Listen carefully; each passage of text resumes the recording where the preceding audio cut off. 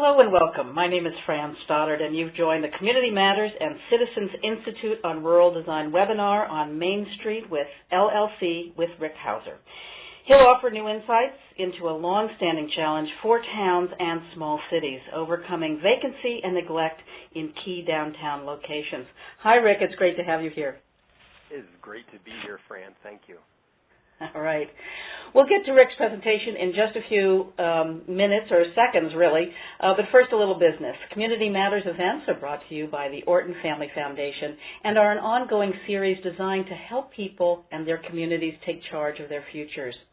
We're using the Adobe Connect platform today to allow us to share Rick's visuals. Be sure you click on that link to follow along. Many of you have already sent in great questions that Rick has reviewed. He believes he'll cover most of your questions during the session, and still we'll leave about 10 or 15 minutes at the end of the hour for questions we may not have gotten to or new ones that come up during the program. A Q&A box will pop up on your screen for you to write in your questions. If you have any technical problems, you can dial *0 for phone issues or email us at info@communitymatters.org. So let's get on with the webinar. Our speaker, Rick Hauser, identifies as a frontier architect, and his Finger Lakes firm, In.Site Architecture, embraces pioneering paradigms which have helped him navigate the uncharted territory of building a progressive practice outside the centers of fashion. After receiving degrees in landscape architecture and architecture from Cornell and UVA, Rick taught architecture for 12 years. He has since spoken nationally on the subjects of community entrepreneurism and on his frontier architect practice. 7 years ago, Rick developed an anti-blight tool called Main Street LLC, a community-wide development corporation that urges people to, quote, put their money where their house is, unquote. This concept has been tested and proven by Perry, New York LLC, which has completed several broadly owned downtown projects using the model. And Rick has since helped communities throughout the Northeast to evaluate their downtown's potential and then work with them to see it through. He also happens to be mayor of Perry, New York. Well, lucky them. Good afternoon, Your Honor. Thanks, Fran. Wow, that was a very nice introduction. I want to thank everybody for plugging into this. I'm really happy to be here. And when I say here, I mean downtown Perry. I don't often get to give a presentation to a lot of people and actually be able to walk to it from my house in the village of Perry where I live. So this is a very unique opportunity for me. When I say here, what I mean is here. This is downtown Perry from the air. And we're going to use this as a bit of an orienting device. I'm sure most of you have been to the village of Perry, New York, so you're very familiar with its layout, but just in case you're not, this is what downtown looks like. And if I can get this arrow to move, I was going to show you where I am, which is, oh, I guess I won't get there, right up above where the arrow is. Where the letter E is. So I am sitting in my office in the Bussey building, E, which is also pictured in the bottom right-hand corner. Now you can picture me in downtown Perry. This building was the first project that we took on. To orient you, other projects that we undertook in the village of Perry, which is going to be a little bit of our living laboratory to talk about today as an example that's been tested the most with this concept. You can see A, which is the Charles Wise building. That's a mixed-use rehab building. B, which is the Howell building. That's got a butcher shop and an outdoor store and apartments upstairs, gorgeous units. D is the Rufus Smith building, a 3-story building that's all commercial and artists. And then C, a Festival Plaza, which is really a civic space that has helped knit the downtown together. So welcome to Perry. I want to start out by actually going back to the title of the talk, Main Street LLC. So what is that? To make some sense of it, I want to break those into two separate parts. First, let's take a look at the left, Main Street. What does that mean to you? When I think of Main Street, I, of course, think of the physical street. in so many of our communities, either with the actual name Main Street or with the purpose of a mixed-use corridor. But beyond that, Main Street really is representative of the heart of the community. It is the place where the qualitative aspects of a particular place come together. It is the idea that a rising tide lifts all boats, of shared destiny, of adaptive reuse over time, of the civic realm, all of those qualitative components. Let's put that aside for a second, and let's look at the right side of the title, LLC. So an LLC, at least in New York State where I am, limited liability corporation. This is a pure private sector term. Anyone can form an LLC to do just about anything. At its simplest, it represents the private sector, a legal structure that protects people from a liability standpoint from their personal assets and the profit motive. So I want to bump these two things together. What happens when you bump them together? A little bit like those of you who watched Electric Company when you were kids. These two things, they knock together and suddenly a new thing is created. Well, if Main Street is the qualitative piece and LLC is the quantitative piece, then when you put them together, you really get the best of both worlds. An LLC at its simplest could just be me and, let's say, Fran, who introduced us. The two of us get together and we decide to buy a building in our downtown. And the rest of you out there who are here today, you all live in this same town. And you're aware that Fran and Rick are buying a building downtown. You're pretty happy for us. And you're vaguely aware of what we're doing. We reach into our pockets. We peel off the bills. We go to the bank. We borrow money. We come up with our plans. We do the work. And then we advertise for tenants. Hopefully we fill it. Hopefully those tenants survive, right? Fran and I, we're going to be good customers of those tenants, certainly, because we're the owners. We want them to succeed. We're going to buy our meat from that butcher. But the rest of you, you're happy for us, but you're busy people with busy lives, so you go on with your life. And you may stop into the butcher, or you may not quite be able to break that habit of going where you currently go.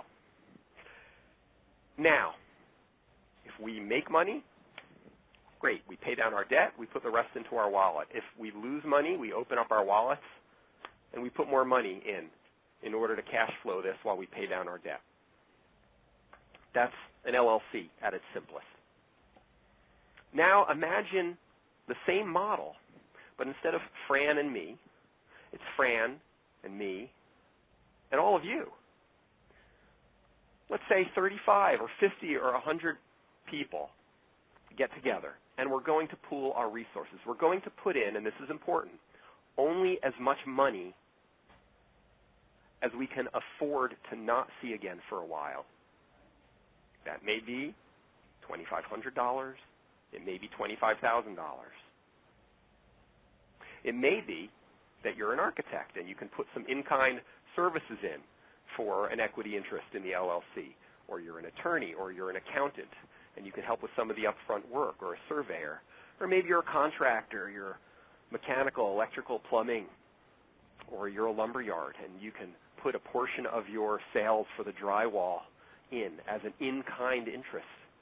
Or perhaps you're a resident that doesn't have cash, but you have a self-directed IRA, and you can put some of that towards the LLC. Or maybe you're the owner of the building, and you can't reach an agreement to sell it for the amount that you'd like, but you can take that difference and call it an in-kind investment in the LLC. So now suddenly this LLC has a lot of opportunities to raise large amounts of capital that positions the LLC much more strongly for success. And there are so many other potential benefits I'm going to get into a little bit later, but I want to just note one very important difference. You all now have skin in the game, and that matters. So you now all have put your money where your house is, so to speak. You care in the way that ownership helps you care about the fate of that project. And by extension, you have to be engaged in the fate of the downtown in which that project resides. You will become 35 or 50 or 100 of your community's newest advocates. You will advocate for property tax abatement laws. You might advocate for a National Register historic district in order to benefit from the tax credits. You might advocate for investment, for promotional funds, for planning funds, or just for generally helping direct events to the downtown. And you are certainly going to buy your meat from that butcher. I guarantee it. You want those tenants to succeed. If it's a mixed-use commercial building, you might find that you end up there yourself as a tenant, because who would you rather rent from than yourself? There are so many more reasons, some of which we saw coming and some of which really surprised us after we did this once or twice, that make a difference because of this broad-based open investment structure. But that essentially is a Main Street LLC concept. So what I want to do, I'm going to kind of take a step back now from Main Street LLC, now that you have a glimpse of what it is. I want to talk about community entrepreneurism, because that's really the ingredients needed to make this work. And I think that's important because community entrepreneurism is the spirit and the outlook. And so you may have different situations in your community. You may have different challenges you need to address. This is not a one-size-fits-all solution. And so hopefully those ingredients are equally important in helping spark creative solutions along these lines. Then I'll get back and we'll talk a little bit more about Main Street LLC. So you've met Terry. Welcome back. I know you've been here before. Now we're going to just move ahead. We're going to start talking about the ingredients that make up community entrepreneurism. The first of which, as you see here, I call state of mind, because community entrepreneurism is the outlook. It means there are no problems. There are only opportunities. Now, this sounds very cliche, and it is, but it's also true. It's really about how you see things, because the key to seeing opportunity is really not relying on your eyes, and the key to seeking opportunity isn't doing what is easiest or most obvious. I want to do a bit of audience participation here, and I've never done this in a webinar format, so there's a lot of trust happening here. I'm going to trust that right now you're each going to take your two hands, put them in front of you, and just fold them together. Can you please do that? All right, so you're all folding your hands together. Now, if experience is any guide, you're looking down at your hands right now, and probably about half of you have your right thumb on top. You're right thumbers. And about half of you are left thumbers. I'm looking down at my hands right now, and I am a right thumber. And so I wanted to just tell you that right thumbers are correct. You left thumbers have it all wrong. So I'm sorry to break the news to you, but you've been doing it wrong all these years, because clearly there's a right way. So seriously, what I want you to do now, both of you, left and right thumbers alike, switch. I want you to go the other way. Right thumbers, switch your hands so your left thumb's on top, and vice versa. So ask yourself how that feels. It feels a little weird. Almost exclusively, I hear that this is a very odd feeling, and it feels odd to me too, but it doesn't mean it's wrong. As a matter of fact, I'm pretty sure it isn't wrong. It's just different from how we're wired. It's not our first approach. This idea of not relying on what's easiest and most obvious, of kind of cracking open a different way of thinking about problems, about seeking opportunities, has become really second nature to me. And as an architect, whenever I'm sitting down in front of a problem, in front of a design problem that seems tough and approaching a solution is not working, I literally fold my hands in front of me and then go click, and I switch to the opposite. And that kind of shakes my brain a little bit and allows me to think about different ways of solving these challenging problems. The image accompanying this first slide is about an old elementary school. It's really the first civic opportunity that I had to get involved when I moved to the Village of Perry in 1996, because it had just been voted by the community to abandon this building to build a new one. In the process of that vote, the community had been convinced by the school board that this building was a liability. It was outdated. It was dangerous. The floors were heavily oiled and would light up like a match. There were tours given of the third floor space where you could see tarps hanging in complex origami patterns to catch the water dripping through the clay tile roof. And there were tours taken down to the lower level where you could see the plaster peeling off the walls from the leaking groundwater. After the building was voted to be abandoned, this is where I had the opportunity to step in. And of course, the main thing we had to do was change the community state of mind, that this building was not a liability, but actually was one of Perry's greatest assets. That's the short version of the story, because what we did was, after a lot of research of adaptive reuse and a lot of door-to-door and some presentations and the creation of an RFP, we identified and were able to draw in some developers, and ultimately some terrific folks came along, purchased the building, and it has now got 24 gorgeous high-end apartments on the second floor and mixed use on the first floor, and has indeed become a terrific asset in the community. The next ingredient I wanted to talk about, I'll call it chance taking, because community entrepreneurism is, put simply, risk. And when I think about risk, I think about Mario Andretti, one of the most successful Americans in the history of racing. And what he said about risk is simply, if things seem under control, you are just not going fast enough. And I think that's true. Risk, though, when it comes to your own community, takes many forms. For one thing, you're risking your reputation. Right? You take on a project, very high profile. If you live in a small community and you're part of it, you are intertwined at many levels with people. And there's one thing about your reputation is you can't get that back. Big risk.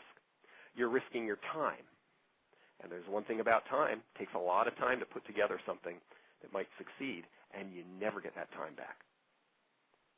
And, of course, you're risking your money. Well, you can get your money back, but that's still another risk. But all of these things really are about risking failure. This building is the Bussey building. I am about fifth window over from the left is now where my office is. I'll show you some before pictures, but that building was, the second floor was home to pigeons for a good 30 years before we bought it. And so this idea of taking a risk is because this was our first undertaking. It was also where I took a big risk from a standpoint of my professional practice. And so I associate this building with that feeling in my gut. But it is that feeling in your gut. It is that risk of failure. That's an essential ingredient that results in the next ingredient, sweat. Because community entrepreneurism is hard work. In small communities and communities that have small neighborhood components, even bigger ones, I think of events and activities as being the great motivators.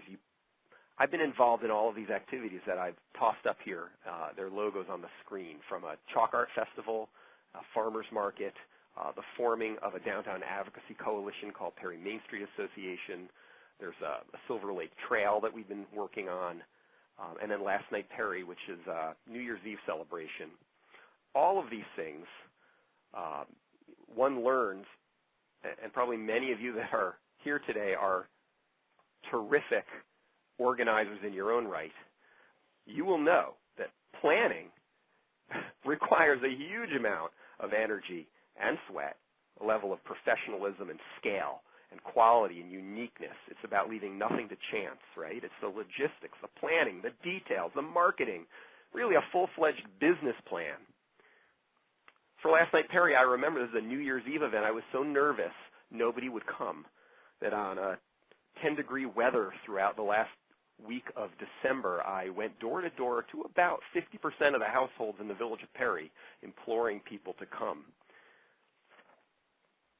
So it is really all that hard work. It's that drilling deep. It's leaving no stone unturned, that leads to the next ingredient, confidence.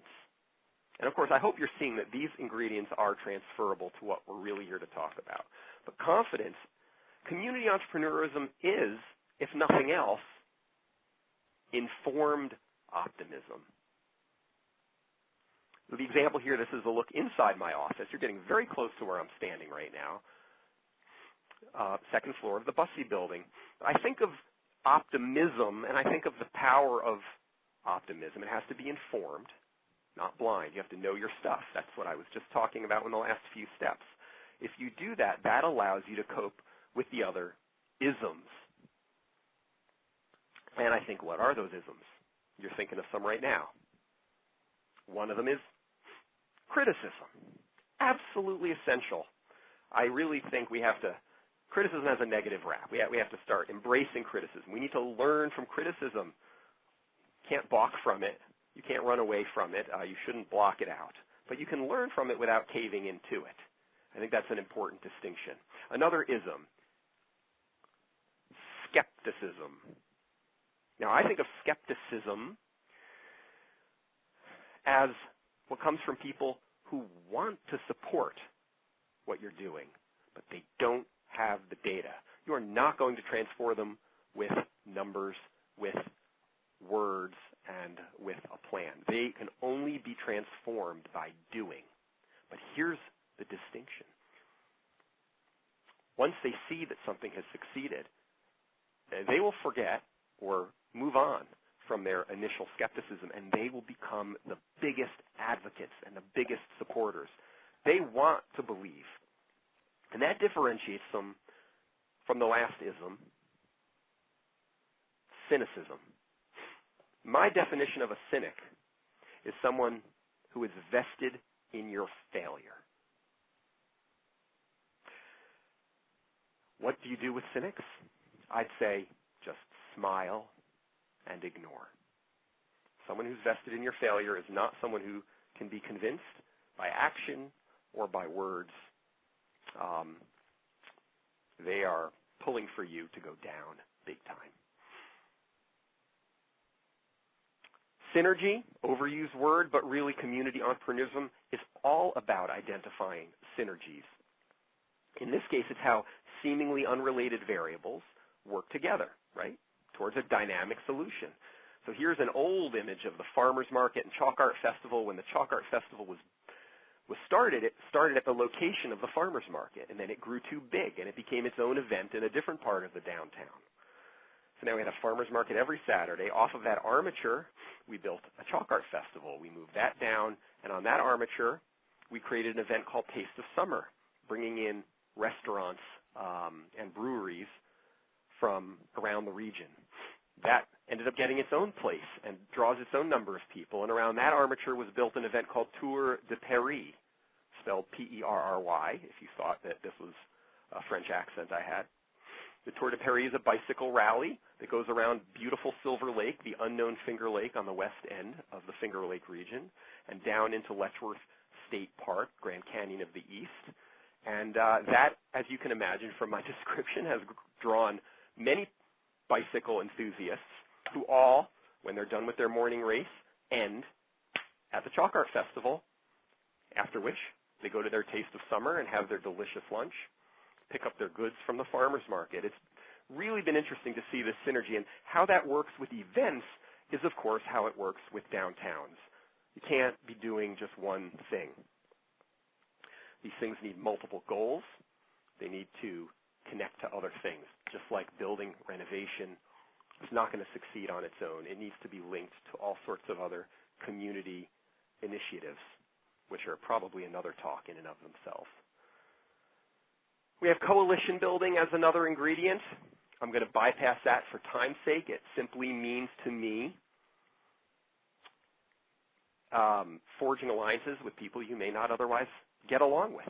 It's not consensus building. It's not a love fest. It simply means to make things happen, you have to figure out what motivates other people and work with them on that. This was that Silver Lake Trail that I was talking about to you, and in a longer talk I would love to tell you more. And then finally, The last ingredient of community entrepreneurism is scale. And by that I mean community entrepreneurism is about thinking big. It's about critical mass. And I think about Daniel Burnham, 1892, Chicago Exposition. Make no little plans, he said. They have no magic to stir men's blood, and probably themselves will not be realized. Make big plans. Aim high in hope and work, remembering that a noble, logical diagram once recorded will never die, but long after we're gone will be a living thing, asserting itself with ever-growing insistency. I think that's so important if you're tackling a downtown project, and this is surprisingly, to me, this is counterintuitive because I work with a lot of communities, and when we're thinking about what the right building is for a Main Street LLC undertaking, there's often an impulse to start small. Let's start with the little building. It'll be easier to prove success, and we'll move on to bigger projects. But as we'll talk about in a little bit, not necessarily the case. You have to do something to a scale and execute them with absolute commitment and attention to detail such that they have the opportunity to succeed, and they create, in a way, an internal synergy. So all of those things really get us to community entrepreneurism. And that I want to just differentiate from community involvement. We all do community involvement. So community entrepreneurism is where I'm going to focus my time, and I am probably already preaching to the choir here. But at the end of the day, how do we broaden this definition to deal with the problem of downtown buildings? That's, I think, what I want to switch gears on now and talk about a little bit. Now, what's happened to a lot of our downtowns, and when I say we, you are from all across the nation, which is unbelievably exciting for me to be having a chance to reach out to all of you, and you all are going to have different stories. I'm very familiar with the story here in upstate New York especially, and I'm getting very acquainted with some of the similar stories in New England and certainly in Pennsylvania, which isn't all that far from here. But really, despite a lot of the differences, I've been able to point out at least some simple truths that may have led to declining building stock in downtowns. And they're sort of like this. The condition of a downtown is not usually a reflection of the amount of volunteerism or pride or expertise that resides in a community. It's not a reflection of the demand that exists for space or government apathy or a lack of citizens who would like to see change. Instead, I think that the condition of a downtown is often tied to a disconnect, a chasm really, and visualize this as a chasm between the scale of the buildings and the motives of the current building owners. You have that in your head? That's the chasm. That's the gap that often has been the stumbling block. Because in the past, and this is the Bussey building 100 years ago, in the past, larger buildings were owned by larger downtown businesses, department stores, theaters, hotels, opera houses. I could go on. And these entities had an ability, an understanding, and a desire to consider the long-term returns on their investments. They built them. They periodically completely rehabbed and remodeled them. They made what I would call that generational reinvestment. So if communities seek to reinvent their downtowns, one difficulty is recognizing who now has that long-term interest. Who? And who has the capital to invest appropriately, to salvage, to maintain, and to rehab these structures, and then be patient enough to see the return on those investments come to pass? I think you know the answer to that, because we started there, didn't we? And that gets me to my definition of community entrepreneurism. It's more than a commitment by a business or an individual to bring ideas or problem solving or investment to a community. It is actually the commitment of community leaders, and I use that term in the broadest sense, not in the restricted sense of elected officials. The commitment to invent business models that bridge that gap, that chasm that you were visualizing a minute ago, between short-term financial self-interest, it's never going to rehab a building of a significant scale, and long-range community self-interest. And you notice I still call it self-interest. Communities are self-interested. They just have to take the longer view of things. So let's invent a business model. And here we finally get back to Main Street LLC. What would such a concept look like? So first of all, it would fill a need. No individual is going to do it. If someone else is going to buy the building, you're not needed. Next, it would ask people to put their money where their house is. Again, it's self-interest. I'm not asking you to put your money where my house is, although I wouldn't mind. I'm asking you to put it where your house is. It's just self-interest writ large. And once done, it also, interestingly, this was one of my surprise discoveries, it encourages people to keep their house where their money is. Not that surprising, really, that once people are invested in a place, they stick around. Pride in place, sense of ownership and all. What else? Well, it would inspire people to invest in their community.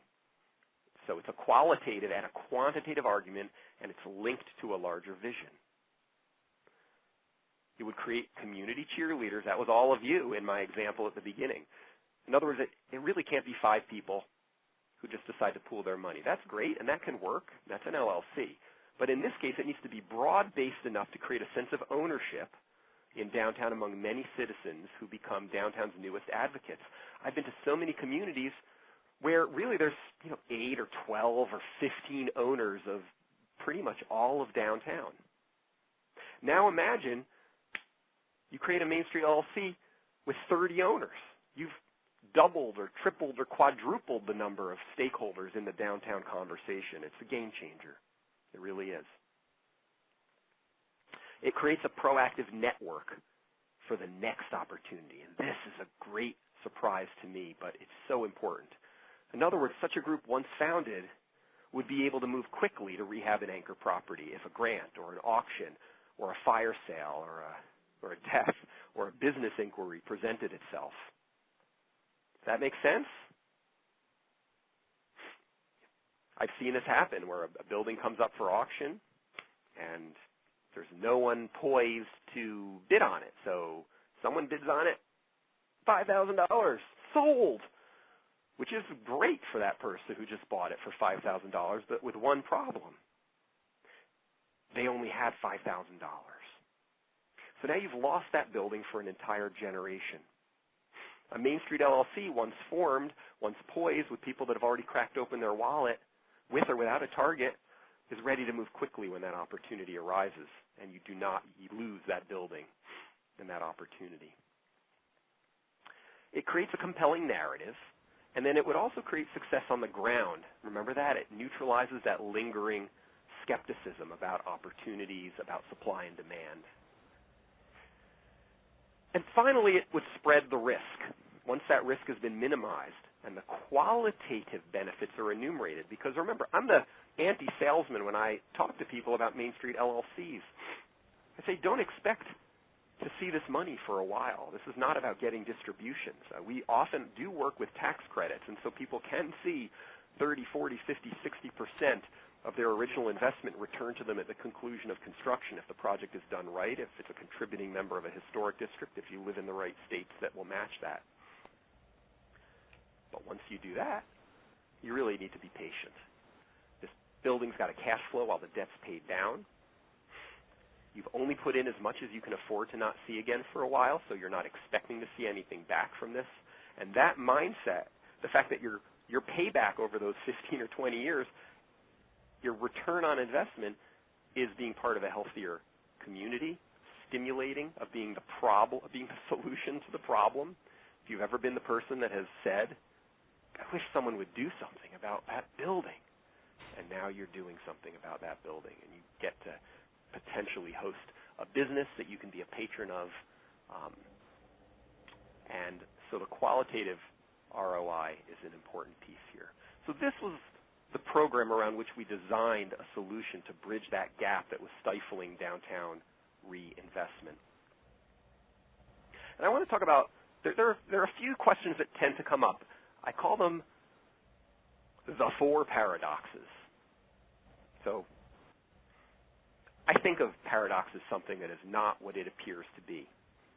So we've come to understand a number of perceived obstacles in this whole downtown rehab, especially large-scale Main Street LLC rehab, why they are not deal breakers and how to overcome them. There they are. Those are the 4. I'm going to jump right in. The first of these I call the supply-demand paradox. And it goes something like this. There must not be a demand because look at all these empty storefronts. So I don't know if that sounds familiar to any of you, but it's a pretty common thing. And if you think about it at its face value, it makes complete sense. Empty storefronts must mean no demand. But of course, if I ask the question differently, I say, show me the affordable, available, attractive space. You might have a very different answer to that question. This first hit me like a brick when I, as an architect with a fledgling practice, was looking for space in my community and suddenly realized empty storefronts might abound, but really there weren't a lot of for rent signs in the windows, and they certainly weren't buildings where the owners had actually invested in them in order to prepare them for the businesses. Businesses have enough on their mind without having to worry about fixing the buildings as well. They'll move on to another location if you're not ready. That's the supply-demand paradox and how you get around that. But it leads you to the next paradox, which is this short-term, long-term paradox, and it goes something like this. It starts with this idea. So imagine young architect Rick going up to the owner of the building you see on your screen, which is kitty corner from where I am right now, and saying, gosh, I'd love to be in that building.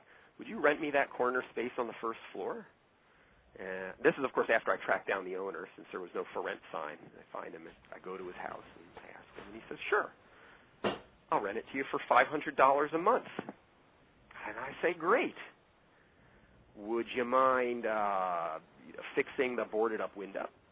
Maybe the rotting windowsill could be repaired, a little paint. Oh, and a furnace. A heating system would be nice. It gets kind of cold in the winters in upstate New York. And the response, which is the essence of the paradox, is, why would I spend all that money? You want me to spend $15,000, $20,000 to fix up a whole building for one tenant who might leave? And that's a great point. Why? Indeed. From his perspective, that will never make sense unless you take that long-term view. If you're not thinking about one tenant who might leave, suddenly the investment works. Pencil it out over 20 years. Pull in all of the public programs that are available.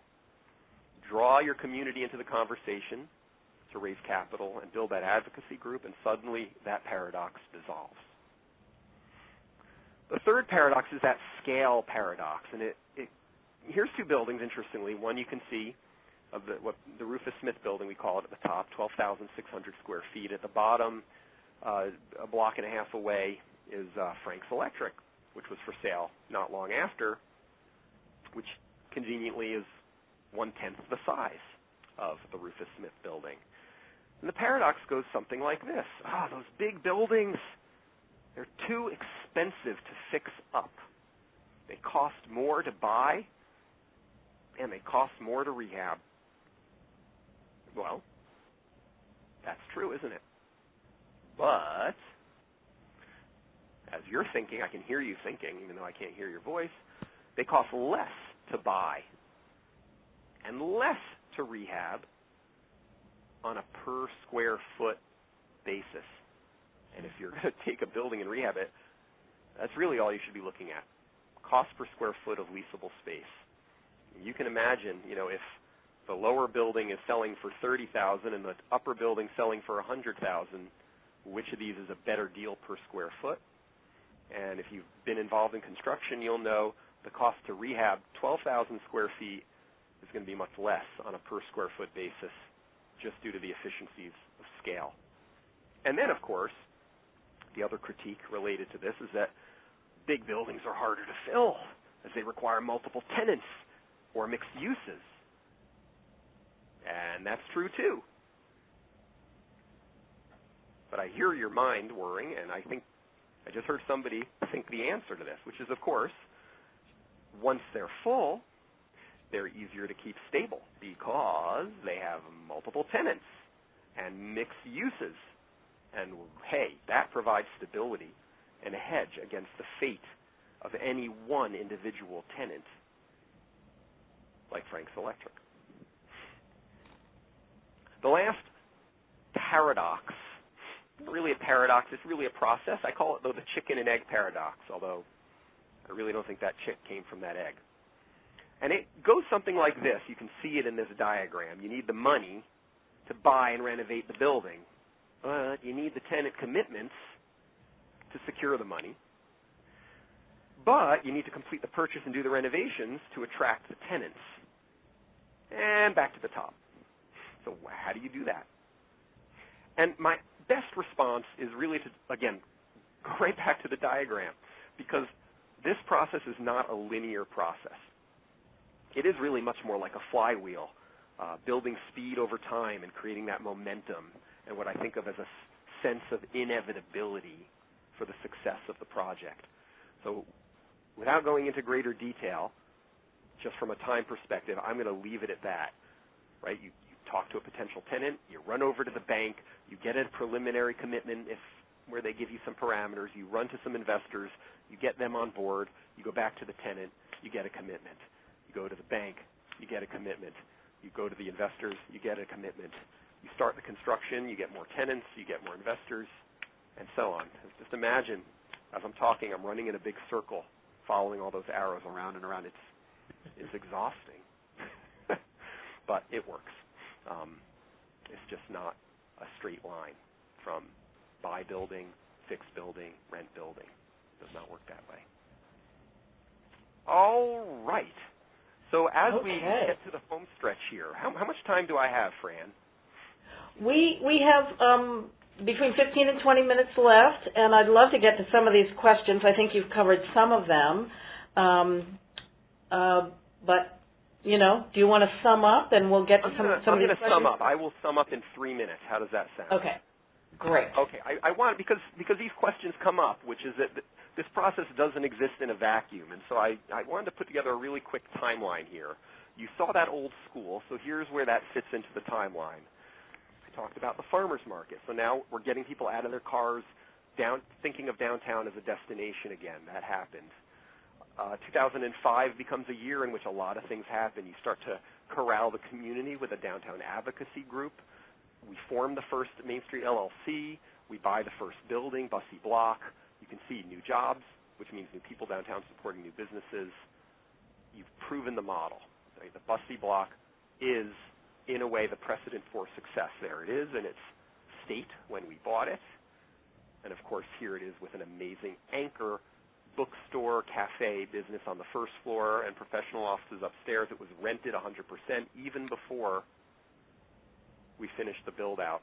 And it proved the point that you have to build out those upper floors even if they've been vacant for a long time and they're expensive.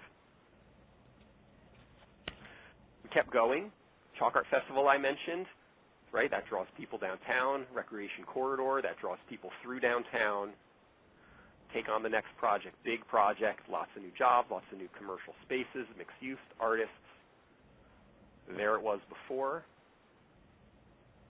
There it is after, some funky old meets new interiors. I just want to throw these in. These come up other things. So the first projects didn't even have all of these things. National Register Historic District. So now 40 buildings are eligible for tax credits. We got money to create that civic space for the downtown Festival Plaza, and we get matching funds for further projects to help with, New York has a program called the New York Main Street Program that helps provide some matching funds and take on a whole new batch of projects. You can see the numbers right there. Old, renovated, totally new storefronts, works with the Historic Register, terrific businesses. For after, you have to have these images at the end of a presentation about downtown rehab, don't you? They're really beautiful, Rick. Before and after, and the Festival Plaza. And it's a work in progress, before, after. And I'm going to end like this. So I showed you where my office was, and if I look out my front windows to the left, I see a lot of the work that we've done. From the outdoor store and the butcher, the Arts Council was always there as an anchor, and the Rufus Smith building with all kinds of businesses. If I look straight ahead, I see a terrific anchor block in the middle that supports everything. But now watch.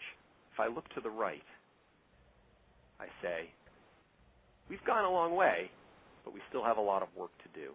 These are 20-year undertakings. If you're up for a big project, don't think you're going to stop soon. But I am going to stop soon, so thank you very much. Great, Rick. So I'm sure you can hear the wild applause around the country. The wonderful presentation. I'm glad it was the community and not just you and me investing in a building, so Good. believe me, my heart felt better.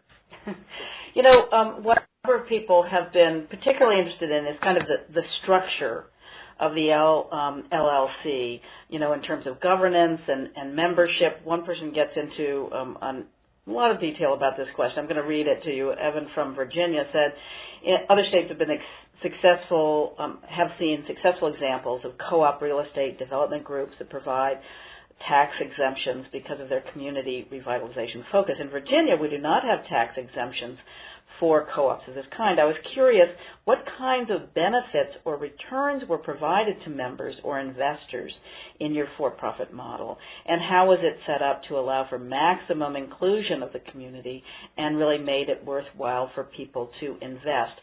And Betsy is also asking, you know, can you talk about just kind of how it's structured and what's the value to the membership? You know, what percentage do they get? So how does that work? Sure. I'll try to give a quick summary of all of that. So in New York State, an LLC makes sense. I looked at a lot of different options. It's a pure private sector model. And really the only thing that we changed was there's no different laws for a Main Street LLC. It's just a different structure of making it open, allowing people to keep putting money in instead of saying it's just the 5 of us and when we're done, we're done. But you do have 2 levels of members. You have managing members. These are the people kind of at the core. There's always got to be someone at the core who's helping move this thing along. They're going to be people that are more directly involved, the people with more skin in the game, the people maybe with some expertise that are going to be meeting regularly during the process, that are going to be talking to the bank, talking to other investors. And then you're going to have, I almost think of it like a solar system with a few suns at the center and then various planets revolving around at different distances from the center. It allows whatever level of involvement people want. We have people who aren't managing members but who love to be involved in the conversation. We have managing members. You have to have an operating agreement when you do an LLC, and the operating agreement is an important document. It's going to explain what things need to be voted on by the entire membership, like buying and selling, and what things are just really for the managing members to decide at what threshold. So that's the legal structure of an LLC. You can have 2 managing members or 5. That's all how you set up the operating agreement. As far as the LLC, the private sector approach tied in with as many public programs as you can leverage is essentially the piece. Once you've made this broad base enough so you've raised a lot of capital, you've lowered the bank's amount of skin in the game so they're comfortable taking on a project, because I don't know about your town, but all around here, if you're going to put $1 million into a building, it's not going to appraise for $1 million when it's done. It's going to appraise for $500,000. The banks might give you $400,000, but since it costs you $1 million, you better be able to come up with $600,000 of funds, and that's mostly going to be capital you need to raise from other places, and maybe some gap financing from your county IDA or other organizations. So that's an important piece of it. And then as far as what Evan was asking, especially in a place like Virginia that has a terrific state tax credit to match the federal tax credit, if you have a 40% tax credit, and in this example where you have $1 million project and people have put $600,000 in and borrowed $400,000, if you're a 10% owner, you put $60,000 in, right? But you're going to get 10% of the tax credit. The tax credit is going to be a $400,000 tax credit based on that, and you're going to get $40,000 back in your pocket at the end of construction. $40,000 of the $60,000 you put in. So now you've got 2/3 of your money back, and you still are a part owner of a $1 million building that's going to be generating revenue, paying off its debt, and contributing to your community. So that's the qualitative piece. These things probably are going to cash flow. They're not going to make you 6 or 8 or 10% return on investment, but they'll make enough to pay down their debt, to put enough money away to fix the roof and do other things and deal with changes in tenancy. And that's how they've tended to work. I'll pause there. Okay, thank you, Rick. This will probably lean on your experience as a mayor, but Sharon from Louisiana asks, how do you handle negligent property owners who have a beef with the municipality and have had for years? How do you overcome these grudges to just get some forward movement? God, that's a good question. Well, you know, one answer to that, so with the Main Street LLC hat on, because I've been mayor for a couple of years, but I'm really an architect here. Mayor's kind of a quasi-volunteer position in a small town. It's something you do just like you get involved in your community in any number of ways. So my response is really more saying, okay, well, these negligent property owners don't own all the buildings. And so when I came to the community, there was a sense that maybe there's an individual who's stopping all opportunity for revitalization, so why even bother? And as you saw from that closing series of slides, our edges are problems. And I work in communities across New York State especially, and there are almost always, there's different stories, but there's almost always somebody who is the negligent landlord, as you call it. So I sympathize, but my answer is to get going. This is a 20-year process. You're going to be buying a building, fixing it up, buying another building, fixing it up. If you can work around the negligent landlord who have a beef, I mean, if they have a beef, there's really not a lot you're going to do if they don't respond to reason, if they don't respond to offers, if they won't rent the space even if you hand them tenants, if they won't take advantage of programs, they have grudges. From a private sector standpoint, there's nothing you can do except focus on what you can do, on the fact that there are other opportunities. Now, from a village or a city standpoint, there are, of course, things you can do, and that's again, a really long talk, but there's carrots and there's sticks. There's assessments, which can go up and make it harder. In New York State, there's a growing movement to create vacant building fees. If your building is vacant for more than X, you have to pay a surcharge every year to kind of compensate the community for the burden that building is having on the neighboring property values and on upkeep. There's certainly property maintenance poking that you can do. These buildings are not in tip-top shape on the outside from a structural standpoint. So you can try to increase people's willingness to move on. But I don't have the perfect answer in a society like America to how you can force somebody to part with their building if they're following the law. Yeah. You know, Julie asked, and this can maybe apply, this is some of what we're talking about, but can this approach also apply to neighborhood or housing investments? Kind of why not? I mean, your focus is downtown. That might add to employment and other things that people are concerned about, but is it also applicable to neighborhood and housing investments? Funny you should ask. We are doing that right now. So we have formed another LLC in Perry. We call it Barna C. Roop LLC, which makes no sense to you, but it's the name of a of an attorney in 1898 who built a beautiful, grand old house, which is about a 3-second walk from my office, just up the hill, and I've been watching it decline over the years. It finally went to foreclosure, and a group of us have formed an LLC to buy it and rehab it, and we are actually using the same, or I've wrote a nomination to get this building on the National Register individually listed because it's not part of a district. And if you hold on to it for 5 years as an income-producing property, so you find someone to rent it as a house when it's all done, and then afterwards, of course, you can sell it, you can still take advantage of the commercial tax credit. So the tax credit becomes the gap bridging mechanism. So if you're going to put $200,000 into a house and you can only sell it for $150,000, you better have an answer to what you're going to do about that other $50,000. And to us, the tax credits are a piece. We've also worked with property tax abatements. There's residential property tax abatements that communities can opt into, which means if you fix up a house, then any increase in assessment that results from that increase gets phased in over an 8-year period. So in the first 5 years, you're paying taxes on the pre-renovation assessed value. In New York State, which relies a lot on property taxes, that's a huge incentive for rehabbing buildings. Of course, this is all very different state by state. And quickly, we're almost ready to get to the last question, but Naima, I hope I've gotten her name right, asks, what do you see as the role of arts and culture in revitalizing Main Street? Certainly a lot of places, where there's low income, let's get the artists moved in there and somehow miraculously things will change there. But how do you see the role of arts and culture in revitalizing towns? Yeah, it's a really good question.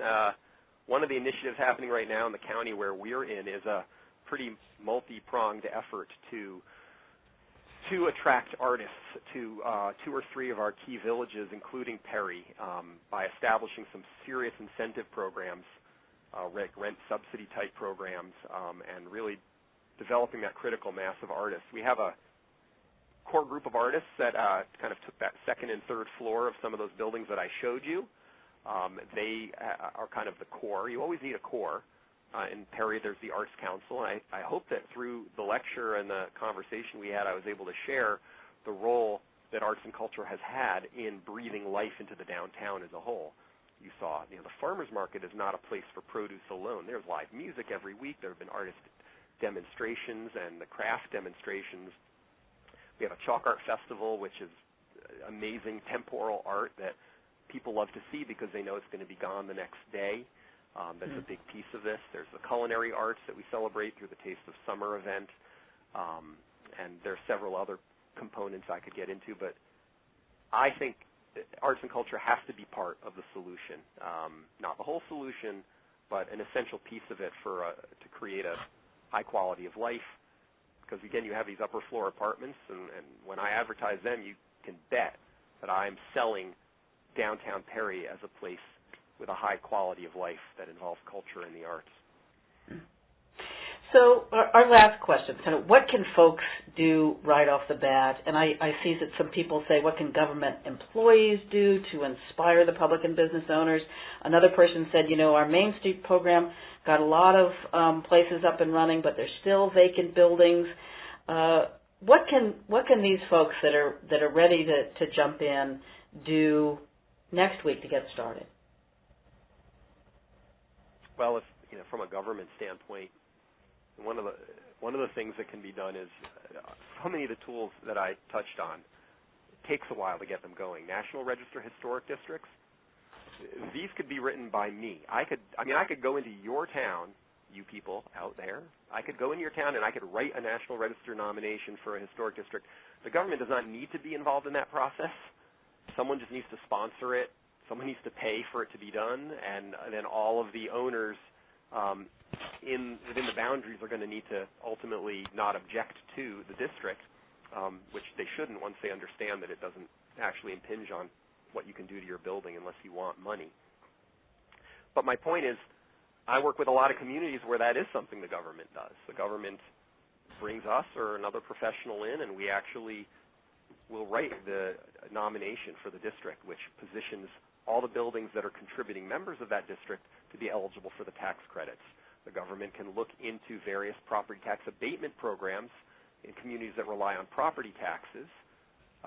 Again, I'm not familiar with some of the states that are represented today, but in places like New York State, that's huge, because if you've got buildings that are now assessed for $40,000 and you can lock that assessment in, do your renovation, pay taxes that you were paying before for the next 8 years, and then only in years 9 through 12 start to step up to whatever the new assessed value is. That gives you a lot of breathing room to give some subsidized rents, to do the project right in the first place. So those are some of the ingredients. Often doing feasibility studies for the anchor buildings, Main Street LLC feasibility studies, where we look at not just how to fix the building, but also the economics of it. That lays We're going to have to wind up, Rick. I'm sorry.